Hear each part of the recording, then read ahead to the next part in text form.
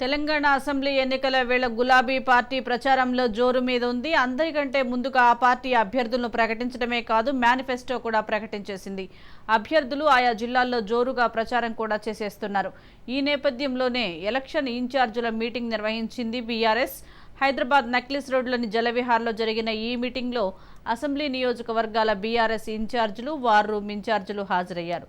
ఈ సందర్భంగా బీఆర్ఎస్ నేతలకు కేటీఆర్ దిశానిర్దేశం చేశారు. అనంతరం కాంగ్రెస్, బీజేపీలపై తీవ్ర స్థాయిలో విమర్శలు చేశారు కేటీఆర్. ఓట్ల కోసం నోట్లు పంచిన వాళ్లు తమపై విమర్శలు చేయటం సిగ్గుచేటన్నారు.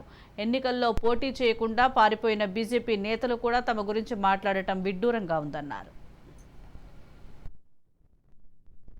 రంగంలో వెనుజూపి పారిపోయినారు అనుకుంటాం. ఏముంది, ఇదివరకు రాజీనామా చేయమంటే పారిపోయింది కిషన్ రెడ్డి గారు. మళ్ళీ ఒకసారి ఎన్నికల్లో కూడా పిచేయముడని పరిగెట్టినట్టున్నారు. మరి చూడాలి. వాళ్ళు నేను నిన్న చెప్పాను మీకు, వాళ్ళకి 119 స్థానాల్లో ఈరోజు దాదాపు 100 స్థానాల్లో అభ్యర్థులు లేరు బీజేపీకి, 40 స్థానాల్లో అభ్యర్థులు కాంగ్రెస్కు లేరు. సరిగా వాళ్ళు కలలు కనొచ్చు, ఏమైనా చేయొచ్చు, కానీ వాస్తవం ఈరోజు క్షేత్రస్థాయిలో ప్రజలు మాతో ఉన్నారు. ప్రజల ఆశీర్వాదం మాతో ఉంది 1000%. అందుకే ప్రజల ఆశీర్వాదంతో, వారి దయతో మూడోసారి కూడా ముచ్చటగా కేసీఆర్ గారు ముఖ్యమంత్రి అవుతారు. సరే, అది మాకు సంస్కారం గురించి కాంగ్రెస్ పార్టీ నుంచి నేర్చుకునే కర్మ మాకు పట్టలేదు. ఎందుకంటే ఒక దొంగను తీసుకొచ్చి 50 కోట్లకు ఆ పదవి అమ్ముకునే దౌర్భాగ్య పార్టీ అది.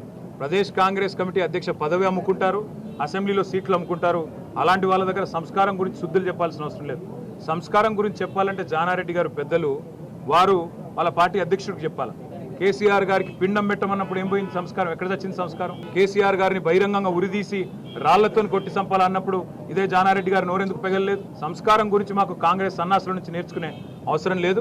కాంగ్రెస్ పార్టీ ఇవాళ దౌర్భాగ్య పరిస్థితిలో ఉంది. ప్రదేశ్ కాంగ్రెస్ కమిటీ అధ్యక్ష పదవిని అమ్ముకునే దిక్కుమాలిన పార్టీ, సీట్లు అమ్ముకునే దగుల్బాజీ పార్టీ.